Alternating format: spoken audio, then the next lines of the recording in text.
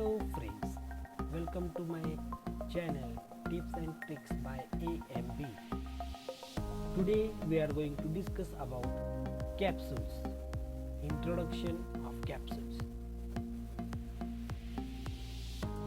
After going through this video, the learner will be able to define capsules, enlist advantages of capsules, enlist disadvantages of capsules, and classify types of capsules. So first we are discussing about capsules. Capsules are solid unit dosage form in which drug is enclosed in a water soluble shell or envelope generally made up of gelatin. Two French scientists, Mothes and Dublin, first used this dosage form for administration of drug. Capsules are generally used for oral administration where these are swallowed as a whole. These are also used for vaginal and anal administration as a substitute for suppositories. Drugs for ophthalmic administration can also be introduced in single dose soft gelatin capsules.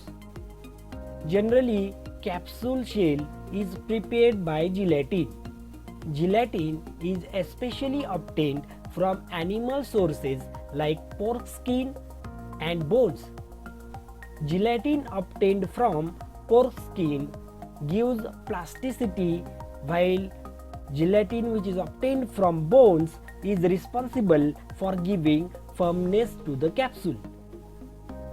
Molecular weight of gelatin is ranging from 20,000 to 2 lakhs.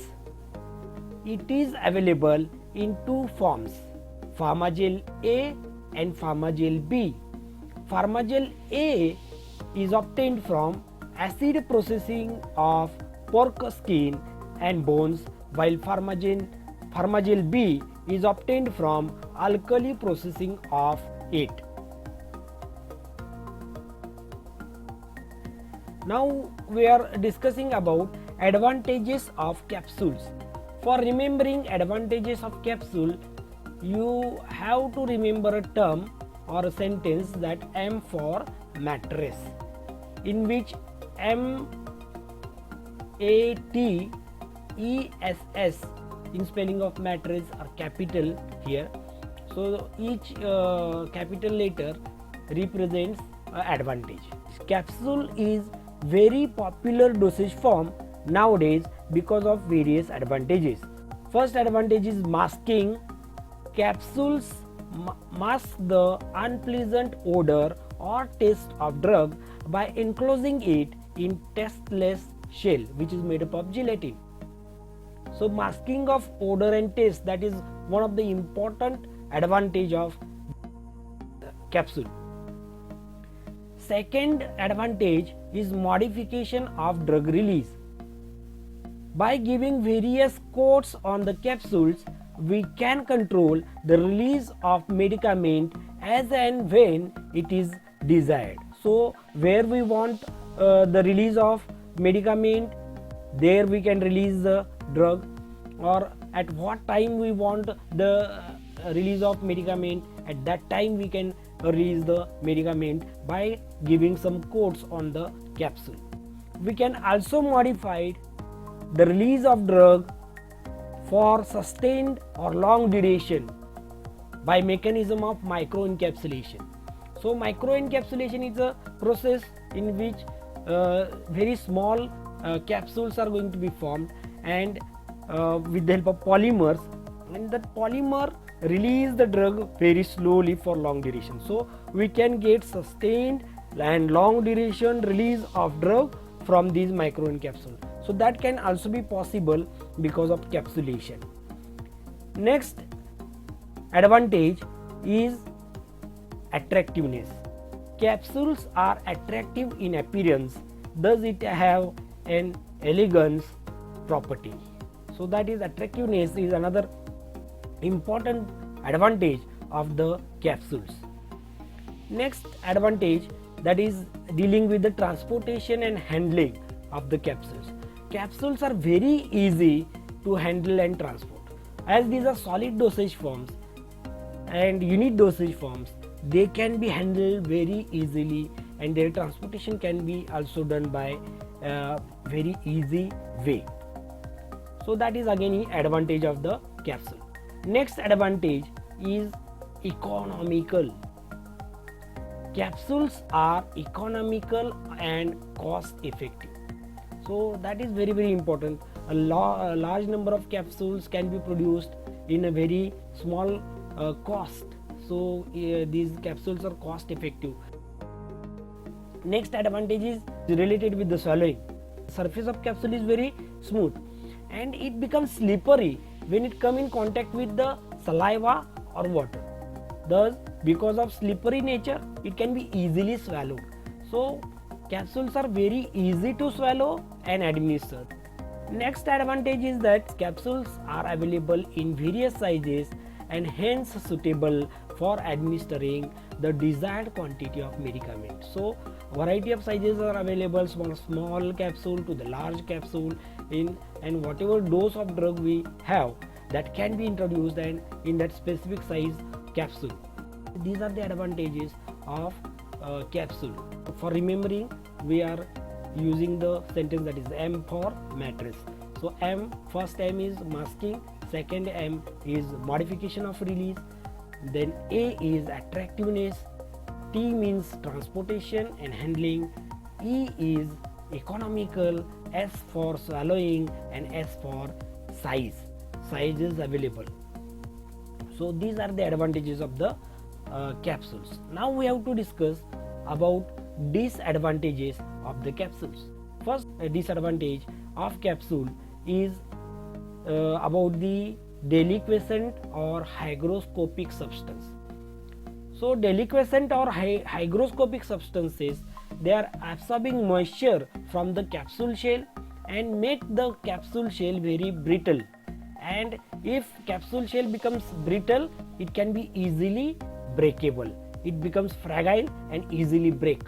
So deliquescent substances cannot be introduced into the capsule. That is the disadvantage. Second disadvantage is related with the efflorescent material. Efflorescent material is a type of material which loses water from it. So it is leaving the water, and whatever water which is coming out from the efflorescent material, it makes capsule shell soft, and so capsules become soft. So we cannot introduce efflorescent material also in the capsules. Next disadvantage related with the proteolytic enzymes. So capsule shell is made up of gelatin, and gelatin is a protein. If we keep proteolytic enzyme in the capsule, that proteolytic enzyme, proteo means protein, lytic means lysis.